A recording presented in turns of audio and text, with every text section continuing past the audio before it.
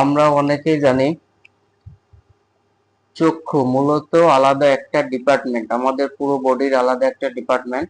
অতএব চোখের কোনো সমস্যা হলে অবশ্যই চক্ষু ডাক্তারের পরামর্শ নেবেন। আমরা অনেকেই জানি না চোখের কিন্তু প্রেসার বাড়ে, তাপমাত্রা বাড়ে, নানা ধরনের আপনার চোখেরও কিন্তু স্ট্রোক হয়। অতএব এগুলো আপনারা মনে রাখবেন, চোখের স্ট্রোক হতে শুরু করে সব ধরনের সমস্যা হয়, এটি আপনার আলাদা একটা ফাংশন। অতএব চোখের কোনো সমস্যা হলে চক্ষু বিশেষজ্ঞ ডাক্তারের পরামর্শ নেওয়ার চেষ্টা করবেন। চোখের যে কোনো ড্রপ অথবা ওয়েলমেন্ট ব্যবহার করার পূর্বে সতর্কতা অবস্থায় ব্যবহার করবেন।